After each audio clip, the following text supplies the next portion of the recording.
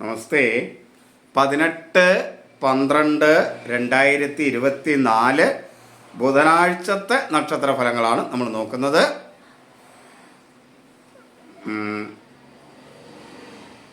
ഈ നക്ഷത്ര ഫലങ്ങൾ തുടർച്ചയായി ലഭിക്കണമെന്നുള്ളവർ, എല്ലാ ദിവസവും കിട്ടണമെന്നുള്ളവർ ഇത് കമൻറ്റ് ചെയ്യണം, അല്ലെങ്കിൽ ഷെയർ ചെയ്യണം.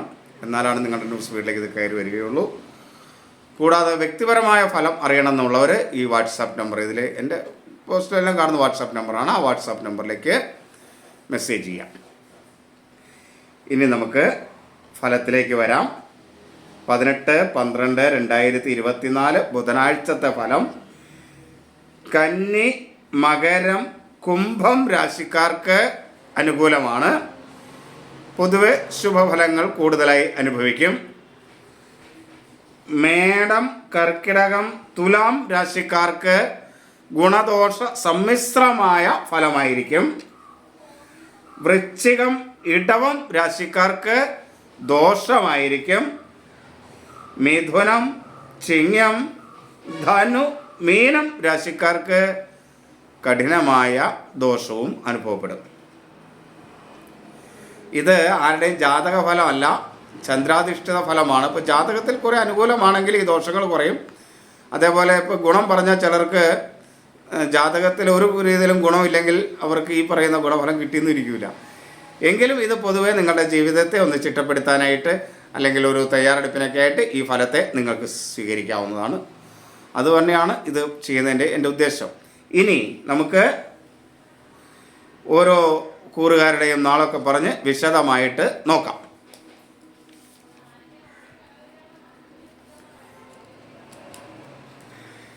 അശ്വതി, ഭരണി, കാർത്തിക ആദ്യ കാൽഭാഗമാണ് മേടക്കൂറിൽ ജനിച്ചവരെന്ന് പറയുന്നത്. അവരെ സംബന്ധിച്ചിടത്തോളം ഗുണദോഷ സമ്മിശ്രമായ ഒരു ദിവസമായിരിക്കും ഇത്.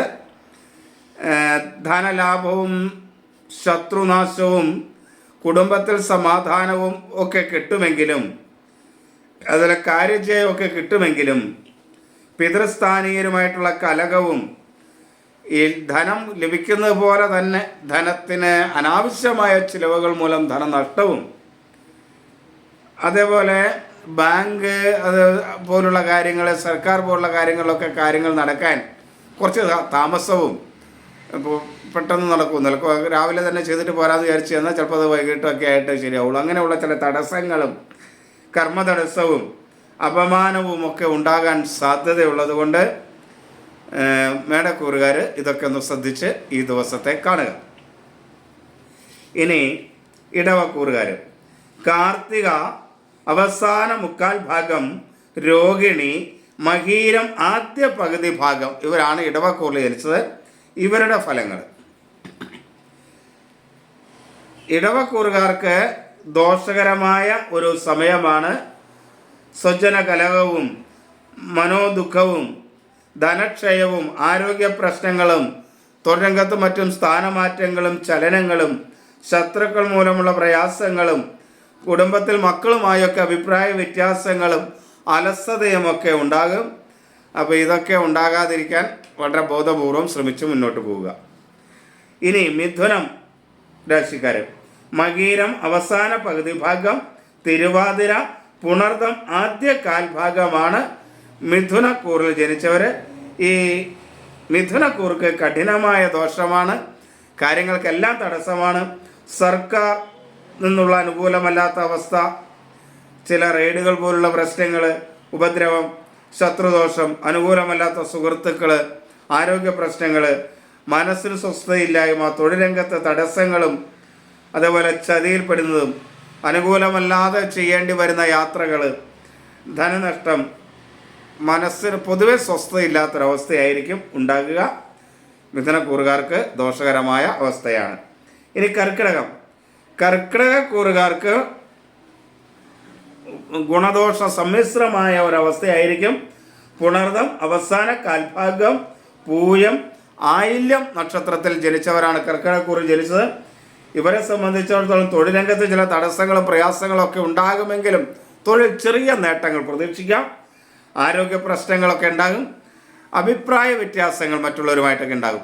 ഒന്ന് ശ്രദ്ധിച്ചാൽ അതൊരു പരിധി വരെ കുറച്ചു കൊണ്ടുവരുവാനും കഴിയും. അനാവശ്യമായ ചിലവുണ്ടാകും, ചെറിയ വരവും അതേപോലെ തന്നെ ഉണ്ടാകും.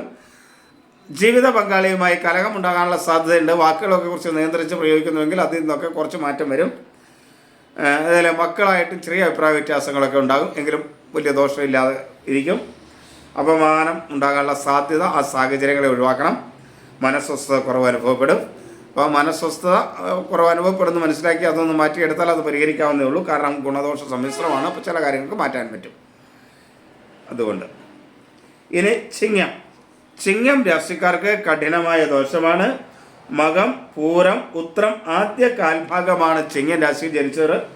രോഗവും ധനനഷ്ടവും കുടുംബസ്വസ്ഥ ഇല്ലായ്കയും പിതൃസ്ഥാനീയരും മാതൃസ്ഥാനീയരുമായിട്ടുള്ള അഭിപ്രായ വ്യത്യാസങ്ങളും അപകീർത്തിയും അപകടങ്ങളും തൊഴിൽ തടസ്സവും കലഹവും ഒക്കെ ആയിട്ട് ചിങ്ങക്കൂറുകാർക്ക് ഒട്ടും അനുകൂലമല്ല. മനസ്വസ്ഥ എന്ന് പറയുന്നത് വളരെ പ്രയാസമായിരിക്കും. അതുപോലെ നമുക്ക് ആരോഗ്യം വളരെ മോശമായാൽ പോലും അത് അവഗണിച്ച് മറ്റുള്ളവരെയൊക്കെ ചിലപ്പോൾ സഹായിക്കേണ്ടി വരുന്നൊരു സാഹചര്യമൊക്കെ ഉണ്ടാവും ശാരീരികമായിട്ട്. അപ്പോൾ അങ്ങനെയൊക്കെ ചെയ്യുമ്പോഴും അതൊക്കെ നമുക്ക് ബുദ്ധിമുട്ടായിട്ട് വരും. പൊതുവെ ഒട്ടും കഠിനമായ ദോഷമുള്ള സമയമാണ്. ഇനി കന്യക്കൂറുകാർക്ക് ഉത്രം അവസാന മുക്കാൽ ഭാഗം, അത്തം, ചിത്തിര ആദ്യ പകുതി ഭാഗത്ത് ജനിച്ചവരാണ് കന്യക്കൂറ്. കന്യക്കൂറുകാർക്ക് ഇന്ന് പൊതുവെ ഗുണകരമായ ദിവസമായിരിക്കും. സ്ഥാനഗുണവും ശത്രുനാശവും ആരോഗ്യവും നല്ല സുഹൃത്തുക്കളും മക്കൾ ഗുണവും കാര്യജയവും ബന്ധുഗുണവും സഹായവും ഒക്കെ കിട്ടും. പൊതുവെ കന്യക്കൂറുകാർക്ക് ഇന്ന് അനുകൂലമാണ്. പക്ഷെ ജാതകം ഒട്ടും അനുകൂലം അല്ലെങ്കിൽ ഈ അനുകൂലം കിട്ടിക്കൊള്ളുന്നില്ല. എങ്കിലും പൊതുവെ കുറച്ചൊക്കെ അനുകൂലാവസ്ഥ എന്തായാലും കന്യക്കൂറുകാർക്ക് ഉണ്ടാകുക തന്നെ ചെയ്യും. ഇനി തുലാം രാശി ചിത്തിര അവസാന പകുതി ഭാഗം, ചോതി, വിശാഖം ആദ്യ മുക്കാൽ ഭാഗം തുലാം രാശി. തുലാം രാശിക്ക് ഗുണദോഷ സമ്മിശ്രമാണ്. പ്രതാപശക്തിയും ധനവും ബന്ധുഗുണവും മനസ്സുഖവും കാര്യവിജയവും ഒക്കെ ഉണ്ടാകും. അതോടൊപ്പം തന്നെ ധനനാശവും മറ്റുള്ളവരിൽ നിന്ന് അംഗീകാരം കിട്ടാതെ വരിക, അല്ലെങ്കിൽ ചെറിയ ചതിയൊക്കെ പുറകിൽ നിന്ന് കിട്ടുക, പുത്രകലഹമൊക്കെ ഉണ്ടാവും, ചെറിയ മനോദുഃഖമൊക്കെ ഉണ്ടാവും, തൊഴിൽ രംഗത്ത് നഷ്ടവും തടസ്സങ്ങളും വരും. പൊതുവെ ഒരു ദൈവാധീനക്കുറവ് അനുഭവപ്പെടും. അപവാദം കേൾക്കാനുള്ള സാധ്യതയുണ്ട്, ശ്രദ്ധിക്കുക. ഇനി വൃശ്ചികം രാശി വിശാഖം അവസാന കാൽഭാഗം, അനിഴം, തൃക്കേട്ട നക്ഷത്രക്കാരാണ് വൃശ്ചികം രാശിയിൽ. വൃശ്ചികം രാശിക്കാർക്ക് അനുകൂലമല്ലാത്ത ദിവസമാണ്. അനുകൂലമല്ലാത്ത യാത്രകൾ ചെയ്യേണ്ടി വരാം. ആരോഗ്യ പ്രശ്നങ്ങളുണ്ടാകാം, കലഹം, നാശനഷ്ടങ്ങൾ ഒക്കെ ഉണ്ടാകാം.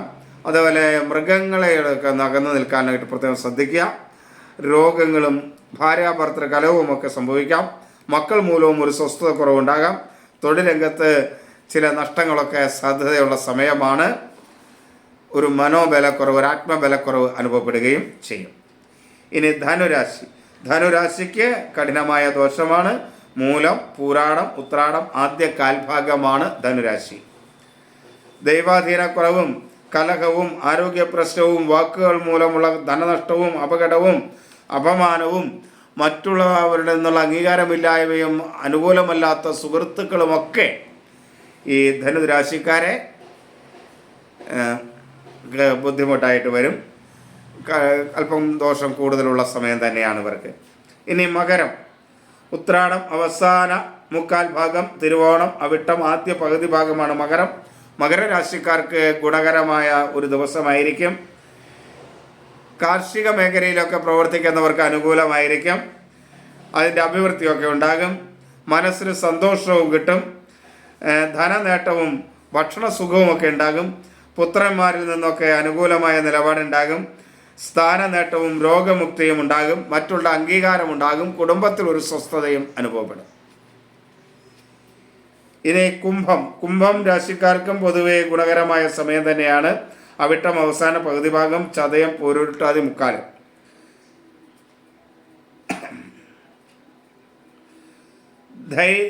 ധൈര്യവും ശത്രുനാശവും പുത്രസുഖവും തൊഴിൽ നേട്ടവും കർമ്മഗുണവും ധനപരമായ വരവും കാര്യവിജയവും ദേഹസുഖവും രോഗശമനവുമൊക്കെ ഉണ്ടാകും. പൊതുവെ കുംഭക്കൂറുകാർക്ക് നേട്ടങ്ങൾ ഉണ്ടാകുന്ന ഒരു സമയമാണ്, ജാതകവും കൂടെ അനുകൂലമാണെങ്കിൽ. ഇനി മീനക്കൂറുകാർ പൂരുരുട്ടാതി അവസാന കാൽഭാഗം, ഉത്രട്ടാതി, രേവതി ഇവരെ സംബന്ധിച്ചിടത്തോളം ഒട്ടും അനുകൂലമല്ല, കഠിന ദുഃഖമാണ്. മനോദുഃഖവും കടവും ധനനഷ്ടവും ആരോഗ്യ പ്രശ്നങ്ങളും കുടുംബത്തിൽ ഭാര്യ മക്കളായിട്ട് കലഹവും വാഹന നഷ്ടവും അപമാനവും കുടുംബസ്വസ്ഥക്കുറവും ഈശ്വരാധീനം ഒട്ടുമില്ലാത്ത സമയമൊക്കെയാണ്. എങ്കിലും ജീവിത പങ്കാളിയിൽ നിന്ന് ചെറിയ അനുകൂലങ്ങളൊക്കെ ഉണ്ടാകുകയും ചെയ്യും. എങ്കിലും ചെറിയ കലഹ സാധ്യത കാണുന്നുണ്ട്. അതൊക്കെ ശ്രദ്ധിച്ച് മുന്നോട്ട് പോവുക. ഇത് ചന്ദ്രാധിഷ്ഠിത രാശിഫലമാണ്. ജാതകത്തിനനുസരിച്ച് ഈ ഫലങ്ങൾക്കൊക്കെ ഏറ്റക്കുറച്ചിലുകൾ ഉണ്ടാവും. എങ്കിലും ആ ദിവസം പൊതുവെ എങ്ങനെയായിരിക്കുമെന്ന് നിങ്ങൾക്ക് വിലയിരുത്തുന്നതിനുള്ള ഒരു മാർഗനിർദ്ദേശമായി ഇതിനെ സ്വീകരിക്കാം. ദോഷങ്ങളൊക്കെ പറഞ്ഞിട്ടുണ്ടെങ്കിൽ ഈ ഫലങ്ങൾക്ക്, ചന്ദ്രാധിഷ്ഠിത ഫലങ്ങൾക്ക് പരിഹാരമുള്ള ഫലങ്ങളാണിത്. നന്നായി നാമം ജപിക്കുക, ഈശ്വരാരാധന നടത്തുകയൊക്കെ ചെയ്താൽ നമുക്ക് ഇത് പരിഹാരമുള്ളതാണ്. ഈ ചാരഫലം എന്ന് പറയുന്നത് ഗ്രഹചാരഫലം പരിഹാരമുള്ളതാണ്. അതുകൊണ്ടാണ് ഇതിന് ഇത്ര പ്രത്യേകതയുള്ളത്. അപ്പോൾ അതുകൊണ്ട് നല്ല നാമം ജപിക്കുക, ഈശ്വരാരാധന നടത്തുകയൊക്കെ ചെയ്താൽ നിങ്ങൾക്ക് ഈ പറഞ്ഞ ദോഷങ്ങളൊക്കെ കുറയ്ക്കാനൊക്കെ കഴിയും. അപ്പോൾ അതുകൊണ്ട് അതൊക്കെ ചെയ്ത് മുന്നോട്ട് പോവുക, ദോഷങ്ങൾ കുറയും. എല്ലാവരെയും ഈശ്വരൻ അനുഗ്രഹിക്കട്ടെ എന്ന് പ്രാർത്ഥിക്കുന്നു. എല്ലാവർക്കും നമസ്തേ.